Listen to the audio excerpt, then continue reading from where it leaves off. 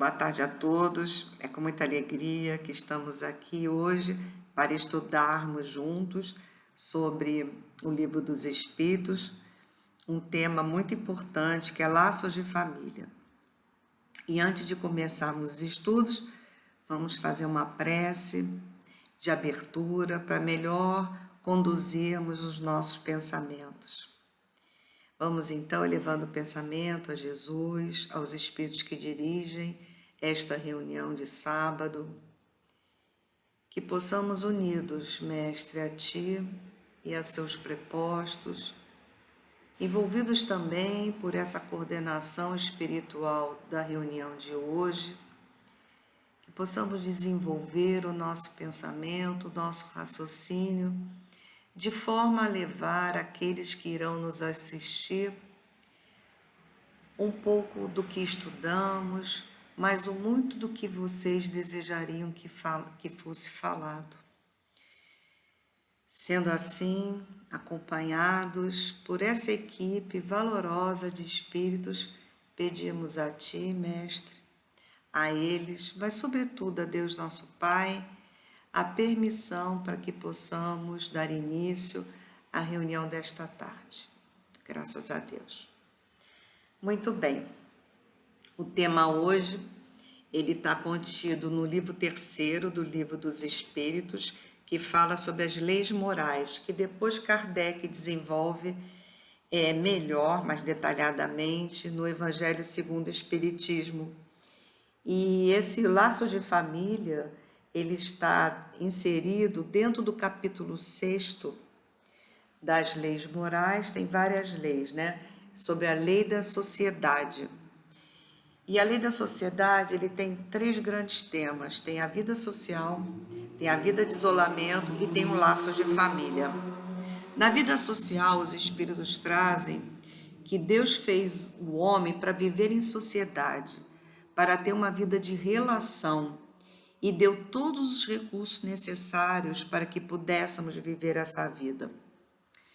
Na vida de isolamento, no item que eu achei assim mais importante para o nosso estudo, é quando o indivíduo se isola por devotamento para atender aos necessitados ou atender uma coletividade. Por exemplo, os cientistas, quando vão estudar sobre medicamentos, sobre vacinas, eles precisam de concentração, eles precisam de isolamento.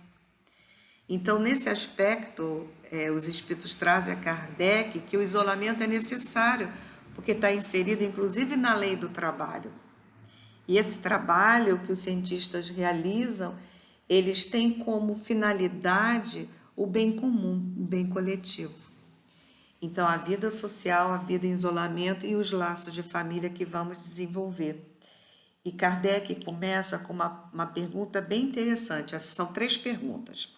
773, 774 e 775. Na primeira, Kardec pergunta: por que razão, entre os animais, os pais e os filhos deixam de se reconhecer quando estes não mais precisam de cuidados? E os espíritos respondem a Kardec: os animais vivem vida material e não vida moral. A ternura da mãe pelos filhotes tem por princípio o instinto de conservação dos seres que ela deu à luz. Quando esses seres podem cuidar de si mesmos, sua tarefa está cumprida e a natureza nada mais lhe exige. É por isso que ela os abandona, a fim de se ocupar com outros que chegam. Vejam que, na verdade, elas os abandonam porque eles já têm condição de viver sozinhos. E eu vou trazer aqui um caso sobre as águias, que eu achei muito interessante para a gente exemplificar bem esse... Depois eu também vou trazer um pouquinho de Emmanuel, essa pergunta de Kardec, essa resposta dos espíritos, que fala assim: como as águias criam seus filhotes, um grande exemplo para todos nós. As águias são aves muito admiradas, demonstram sabedoria e majestade a todos nós, mas seu exemplo vai mais além. A forma como criam seus filhotes, pode nos dar um grande exemplo de como devemos educar os nossos filhos. E tudo começa com a escolha dos machos, dos companheiros. Vejam o que elas fazem. Elas fazem um ritual. Escolhem um pedaço de pau, sobem com ele à boca a uma altitude de cerca de 3.000 metros, depois solta esse pau da boca e analisa cada macho, como eles irão pegar esse pau antes dele cair à terra. E ela repete o mesmo processo, vai aumentando até chegar a 150 metros do solo. Elas sabem que os machos que estiverem realmente preparados conseguirão, mesmo em pouco tempo, resgatar o pedaço de pau antes de cair no solo. O objetivo é descobrir como o macho vai se comportar quando for pai. Se ele conseguirá pegar os pedaços, se ele conseguir pegar os pedaços de pau, provavelmente conseguirá pegar seus filhotes sem problema quando eles caírem do ninho, porque isso certamente acontecerá. O pai responsável sabe que seus filhotes são frágeis e que precisarão de toda a sua ajuda, portanto, certifique-se de estar sempre presente e proteger sua família. As águias macho que desistem desse desafio, elas mostram pouco compromisso e as águias fêmeas, então, não os procuram. Depois que elas escolhem o parceiro pela destreza de pegar o pedaço de pau antes dele cair no chão, eles dois começam a construir seu ninho de maneira muito segura e confortável. Depois de pôr os ovos e chocar os filhotes, ambos os mantêm protegidos e os trazem comida e água, até que sejam fortes o suficiente para sair. É aqui os espíritos respondem, quando estes podem cuidar de si mesmos. Quando percebe que está na hora dos filhotes saírem do ninho, o pai começa, olha que interessante, a derrubar tudo aquilo que mantinha um ambiente confortável para os filhotes, deixando apenas uma estrutura desconfortável, feita de galhos. Os filhotes, quando deparam com a mudança, ficam sem saber o que aconteceu. Afinal, seus pais costumam ser muito protetores e cuidadosos, traziam-lhes alimentos e protegiam do sol e da chuva, e agora não mais o fazem. A mãe águia, então, voa para algum lugar, pega um peixe e volta. Senta-se cerca de 5 metros do ninho para que os filhotes possam ver e começa a comê-lo. Os filhotes com fome começam a gritar dentro do ninho, sem entender por que os pais não dividem o alimento com eles.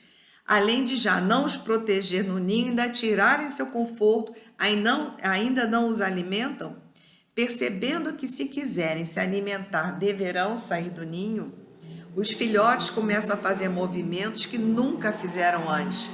Tomam iniciativa e começam a se desenvolver e se arrastar fora do ninho, coisa que nunca aprenderiam a fazer se os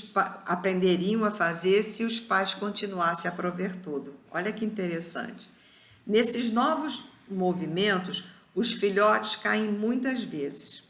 E como o ninho está em um penhasco muito alto para afastar predadores, os pais precisam se encarregar de pegá-los para que não se machuque ou que venham a morrer. Por isso é tão importante o treinamento que eles fizeram antes com um pedaço de pau. Todas as vezes que os filhotes caem, os pais os resgatam e levam para cima para que recomecem o processo. E então, depois de algum tempo, eles começam a trabalhar com as suas asas, já se fortalecendo a sua constituição física e que possibilita o aprendizado de como voar. Quando já estão voando, os pais levam-nos a lugares em que podem encontrar peixes para se alimentar. Então, depois que eles aprendem a voar, ele diz, olha, aqui vocês têm condição de vir buscar o alimento de vocês. As mães e pais águias sabem qual o momento certo de ensinar aos filhotes a como se comportarem para garantir sua sobrevivência, porque entendem que se vivessem dependentes por muito tempo, não iriam durar. Olha que interessante.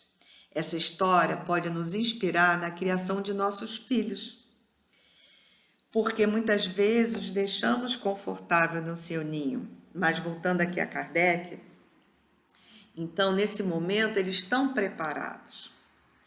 Vejam que eles não jogam os filhos despreparados de cima do penhasco. Eles jogam quando eles primeiro saem para buscar o peixe, que está no mesmo patamar, e aí vão fortalecendo as asas. Depois das asas fortalecidas, aí eles têm que aprender a voar. E aprendendo a voar, tem que entrar no mundo, tem que entrar na vida. E aí é aquele ritual que a águia fêmea faz de buscar um macho que possa ajudá-la a resgatar o filhote antes que ele caia no chão. E aí repete esse movimento até que eles estejam prontos. É isso que os espíritos falam a Kardec.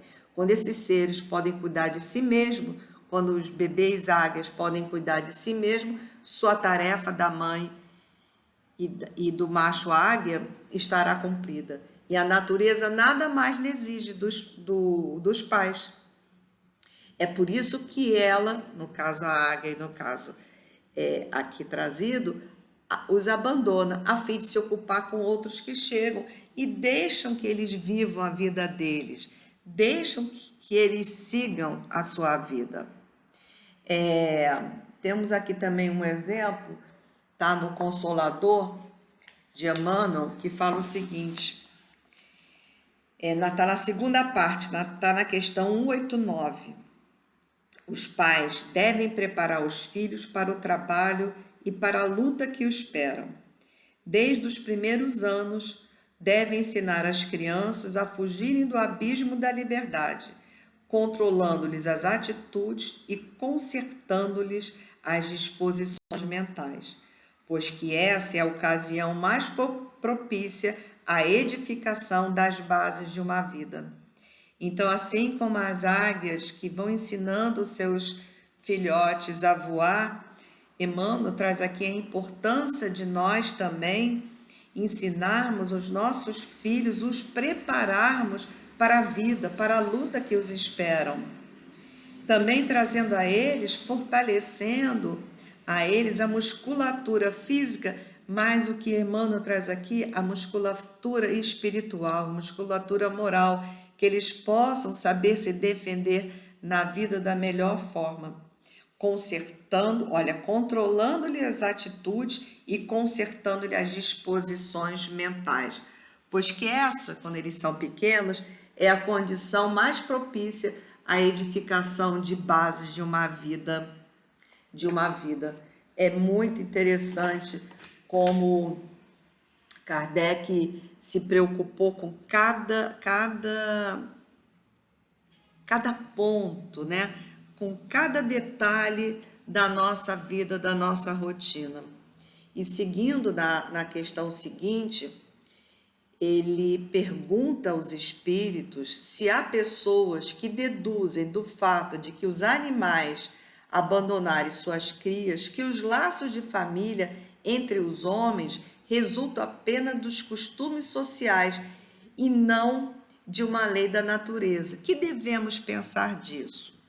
Então, antes de ler a resposta dos espíritos, eu vou recorrer aqui à questão 768, que é um pouquinho anterior a essa, que ainda está na lei da sociedade, que fala assim: ao buscar a sociedade, o homem obedece tão somente ao sentimento pessoal ou haverá nesse sentimento um objetivo providencial de ordem mais geral? Aí os espíritos respondem: o homem deve progredir. Sozinho, isso não lhe é possível, por não dispor de todas as faculdades. Falta-lhe o contato com outros homens para que ele possa, então, progredir. E dentro da lei do progresso, tem também uma pergunta, que é a 779, que Kardec está na Marcha do Progresso, que Kardec pergunta: o homem colhe em si mesmo a força para progredir ou o progresso é apenas fruto de um ensinamento? O homem se desenvolve por si mesmo, naturalmente, mas nem todos progridem ao mesmo tempo e do mesmo modo. É então que os mais adiantados auxiliam o progresso dos outros por meio do contato social. Então veja a importância do contato social para o nosso progresso. E aí os espíritos respondem à pergunta de Kardec. O destino do homem é diferente dos animais. Por que então querer sempre confundi-lo com eles? Há no homem alguma coisa a mais, além das necessidades físicas, que é a necessidade de progredir. Os laços sociais são necessários ao progresso, como a gente acabou de ler. Os fortes ajudam aos fracos, auxiliam aqueles que detêm uma capacidade diferente, auxiliam aquele que precisa desta capacidade que o outro detém e vice-versa.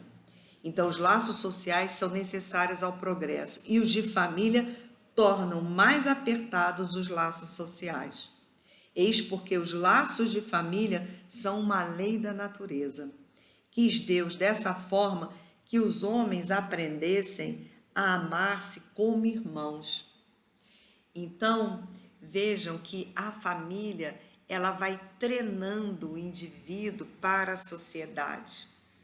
Ela vai robustecendo esse espírito que recebemos no seio da família, ainda bebezinho, e ele vai se desenvolvendo com o cuidado, com a proteção necessária até a medida do possível, mas depois ajudando a que ele se desenvolva e que ele possa, então, entrar para a sociedade, para outros laços de amizade, que são inúmeros, se fortalecendo através dos tempos. Mas começa no núcleo familiar. E a última questão é a 775, que eu vou desenvolver um pouquinho mais, que ela é bem interessante também, que fala qual seria para a sociedade o resultado do relaxamento dos laços de família.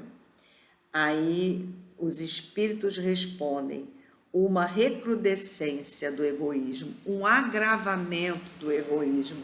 E nesse momento, nós precisamos parar para pensar um pouquinho mais sobre essas questões dos laços de família. Eu vou buscar aqui num livro que é Família, Vida e Paz, que é da Federação Espírita de Goiás, que trouxe um apanhado com diversos autores, Cadu Santana, Calcide Sarroris, Haroldo Dutra, Simão Pedro e outros. E aí eu peguei aqui, que tem bem interessante, umas questões que eles trazem no capítulo que fala da família universal, meios e objetivos. Então, eles trazem o seguinte: é o conjunto familiar o campo mais favorável para vencermos o egoísmo e o orgulho.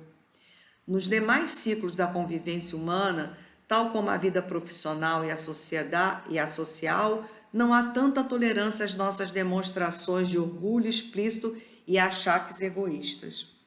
Portanto, constata-se que a família moderna já não compete apenas cumprir a tarefa básica, ancestralmente conquistada da proteção física dos seus componentes, visa também, com mais ênfase, ao propósito de maior complexidade, vencermos o egoísmo para sermos felizes e ultrapassarmos o orgulho para que possamos avançar na senda evolutiva mais leves, menos submetidos a esses condicionamentos que trazemos.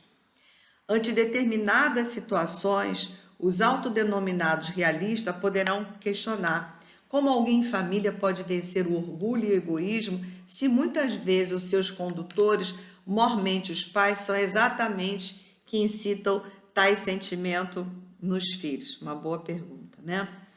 Aí a resposta: a esses irmãos responderemos com uma indagação: quem disse que os pais são o modelo de perfeição? Não, não são. São os seres que também lutam e sofrem com as suas questões, seus condicionamentos, os pontos mortos de sua personalidade, que são os condicionamentos que trazemos. Somos aprendizes também. Uma vez um espírito falou assim: Os filhos adolescentes são os nossos melhores professores. Os nossos filhos são os nossos melhores professores. Família, definitivamente, não é um espaço onde há um ditador, dá ordens e todos obedecem cegamente. Não é. Ainda mais na sociedade atual, nessa contemporaneidade que estamos inseridos. Tampouco se assemelham à academia, onde os pais seriam os detentores de todo o conhecimento e sabedoria dos filhos. Seres ingênuos, vejam, papéis em branco em que tudo precisa ser escrito e ordenado. Não. O agrupamento familiar é um encontro de almas encaminhada, cada qual possuidora de imensos recursos e conhecimentos adquiridos. Nós trazemos recursos e conhecimentos adquiridos, pretérito das outras encarnações. Família é um grupo de espíritos interligados por necessidades complementares ou semelhantes. É a oportunidade de todos aprenderem uns com os outros, cada um exercendo o seu papel específico. A proteção a seus membros e a possibilidade de libertação do egoísmo e do orgulho são proposições da espiritualidade superior para que venhamos um dia atingir o objetivo maior do agrupamento familiar. E qual seria esse objetivo a ser atendido pela convivência familiar? Qual é a razão de ser desse sentimento gregário?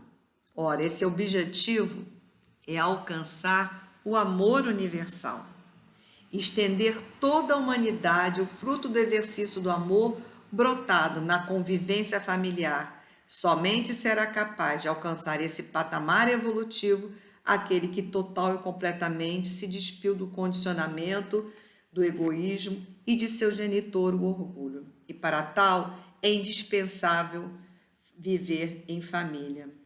Os nossos filhos são professores de paciência e do exercício da caridade, a fim de que, quando vencemos as passageiras dificuldades, nos candidatemos à conquista da capacidade de amar a todos indistintamente.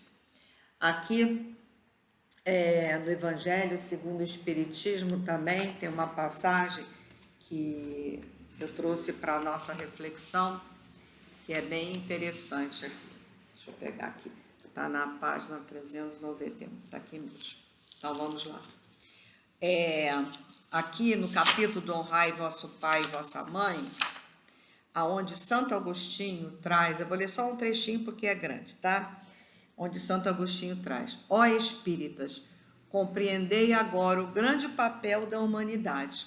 Compreendei que quando gerais um corpo, a alma que nele encarna vem do espaço para progredir.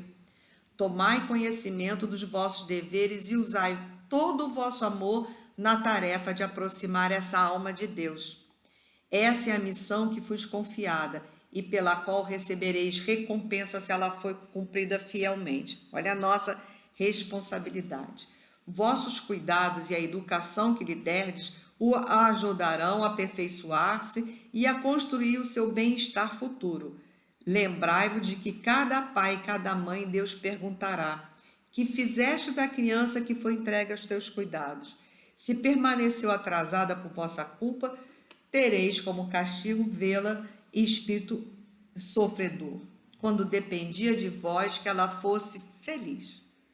Então, vós mesmos, maltratados pelos remorsos, pedirei para reparar vossa falta. Solicitareis uma nova oportunidade de encarnação para vós e para ela, em que ireis cercá-las de cuidados mais atentos. E a ela, cheia de reconhecimento, vos cercará do vosso amor. Tem uma passagem nos Mensageiros que é bem interessante, que está aqui, olha, eu vou ler para vocês, que fala do... Aqui, deixa eu ver aqui. No Ministério, está no livro Mensageiros, é psicografia de Chico Xavier, pelo Espírito André Luiz. No capítulo 13. No Ministério do Esclarecimento, localizam-se os enormes pavilhões das escolas maternais. São milhares de irmãs que comentam por lá as desventuras da maternidade fracassada, buscando reconstruir energias e caminhos. Ainda ali temos o centro de preparação à paternidade. Grandes massas de irmãos examinam o quadro de tarefas perdidas e recordam com lágrimas o passado de indiferença ao dever. Mas ali nesse ministério eles têm condição de se recompor e se reorganizarem para vir nessa nova oportunidade que Santo Agostinho traz aqui, reencarnatória, junto com seus filhos. Vejam a beleza, a misericórdia do Pai que nos faculta oportunidades para exercitarmos aquilo que vacilamos anteriormente, para que também, assim como as águias jogam, deixam seus filhotes voarem para que tenham musculatura física nas suas asas, fiquem firmes para alcançar voos maiores, assim Deus também nos faculta todo esse amparo para que, como o macho águia, quando o filhote está caindo, antes dele chegar ao chão, ele segura o filhote. Assim, Deus também trouxe todos esses espíritos protetores para que antes de cairmos, sejamos amparados para não cairmos no chão e que tenhamos oportunidade de subir até a colina e refazermos o nosso voo. Isso é de uma beleza importantíssima. E nesse aspecto que estamos vivendo hoje, de maior isolamento, em que esses laços familiares, eles estão se restabelecendo. Muitos laços familiares, porque não tinham o hábito do convívio no dia a dia, até eles se esgarçaram um pouquinho. Outros se fortaleceram.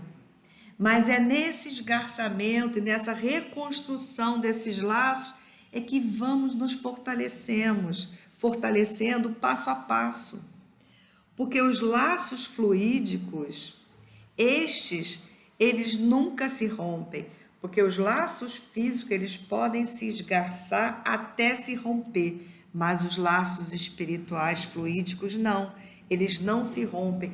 Então, quando estabelecemos laços de afetos verdadeiros com os nossos familiares, que eles são os núcleos, é a célula máter da sociedade, e ali, no nosso núcleo familiar, é que nasce o cidadão que irá preencher a sociedade com as suas ideias, vai promover mudanças, é ali naquela célula menor, na célula máter, na célula familiar, que vamos entregar os nossos filhos fortalecidos, nossos filhos com ideias próprias, mas ideias dentro do bem e da paz.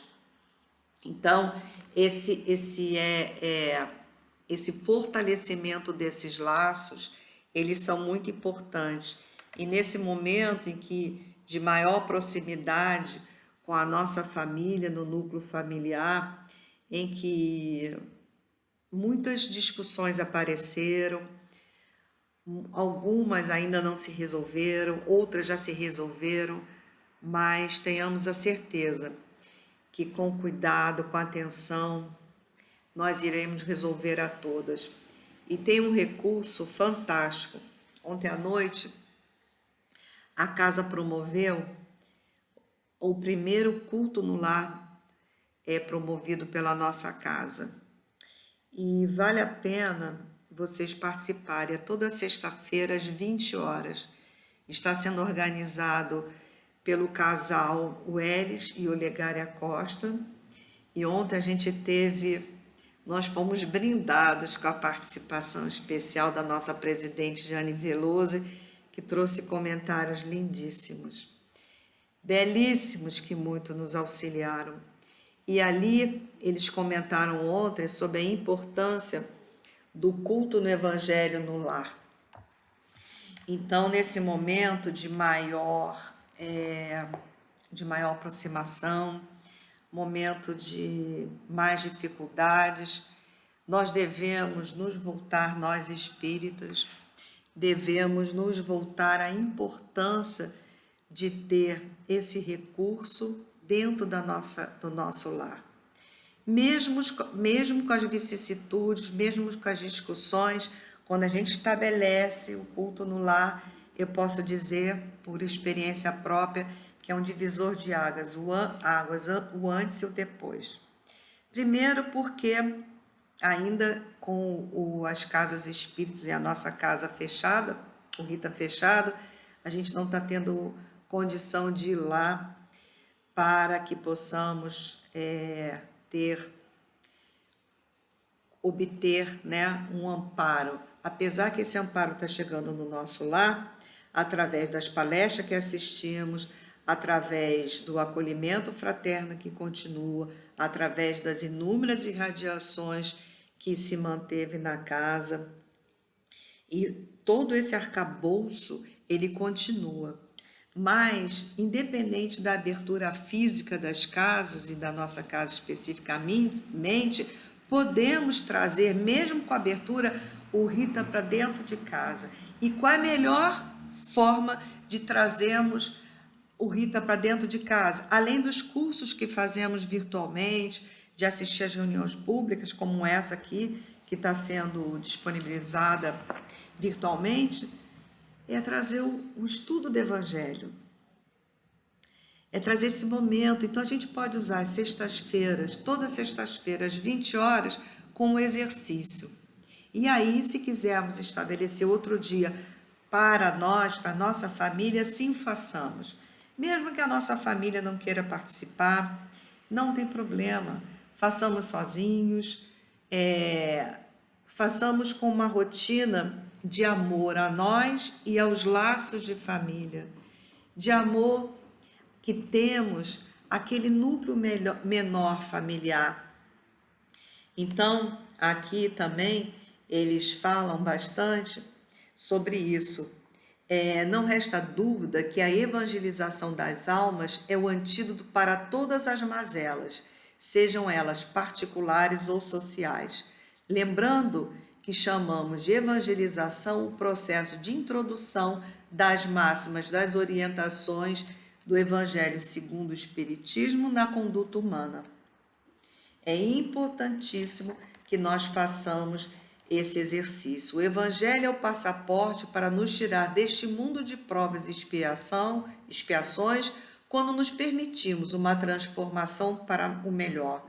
Dito isso, percebemos que o Evangelho tem uma proposta renovadora, o que significa ter contato com o Evangelho sem disposição para mudar é permanecer analfabeto residindo em uma biblioteca. Interessante. É assim que, quando falamos da proposta de levar o Evangelho para dentro do lar, estamos operando um processo de sublimação dos integrantes da família.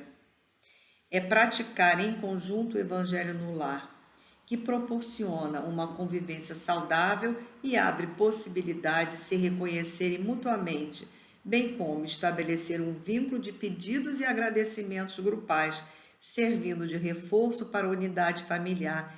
É trazer Jesus para a intimidade do lar.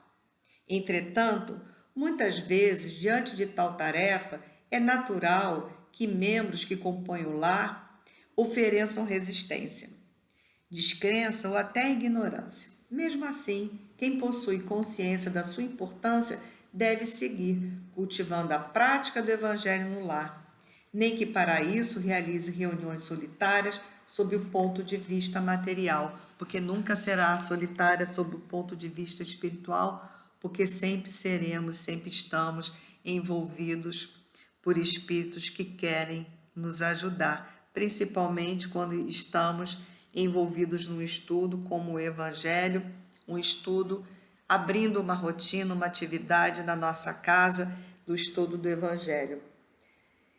E há de se considerar também a presença dos elementos espirituais que acabei de falar, que simpáticos à grande causa da vida se sentem atraídos pelo Evangelho, trazendo para o lar o benefício de suas presenças e de suas intenções. Podemos até afirmar sem espaço para dúvidas que é impossível fazer o Evangelho do Lar a sós, tal a força de atração que ele tem na realidade espiritual. Lembramos que ainda o grande objetivo do Evangelho no Lar é o próprio coração. Então, se outros integrantes fizerem parte desse processo, melhor para nós. Mas se estivermos sozinhos, nada foi perdido. Então, assim, nessa possibilidade que temos de trazer, é para que possamos, através desse estudo em casa, melhorarmos a relação com a nossa família. E melhorando a relação com a nossa família, a sociedade também será melhorada. Numa constituição de família através da união, ela é uma escola insubstituível, pois não é morando com os pais, com os tios, com os avós, com os amigos ou com outros que você fará o exercício de ser você por inteiro. Quando nos unimos, quando vamos dividir a vida com alguém, ter filho, constituir uma família, nos revelamos por inteiro com o passar dos tempos. E com a intimidade, agora em larga escala, o outro passa a conhecer os nossos defeitos, as nossas manias, nossas maneiras de conduzir a vida, demonstrando que se somos honestos, se somos trabalhadores, educados e gentis, tudo isso se estabelecerá da melhor forma. A família é uma oficina de bênçãos, na qual trabalhamos o caráter, que é o único na qual trabalhamos o caráter, que é o que nós realmente somos. Aprendemos a dividir os valores e os direitos essenciais da vida e assim progredimos. Retornando ao assunto da evangelização, fazemos disso um roteiro para a vida. Fazemos isso porque o Evangelho é a própria vida, abraçando então um novo modelo para melhor nos facilitar a convivência familiar, para melhor estreitarmos esse laço de família. E, queridos, finalizando esse estudo, gostaria de lembrar que com o recurso da reencarnação, quantas famílias não criamos, quantas famílias não participamos. E conforme esses laços vão se estreitando, nós vamos, ao desencarnarmos, levar esses laços para a vida espiritual. Os laços de afeto, eles não se destroem com a morte do corpo físico, porque eles estão baseados no coração, eles estão baseados no amor. E esses laços formarão então uma família espiritual até um dia que nós iremos formar a família universal, em que a fraternidade, a solidariedade a todos será o mote, será o nosso objetivo. Que o amor de Jesus nos envolva hoje e sempre.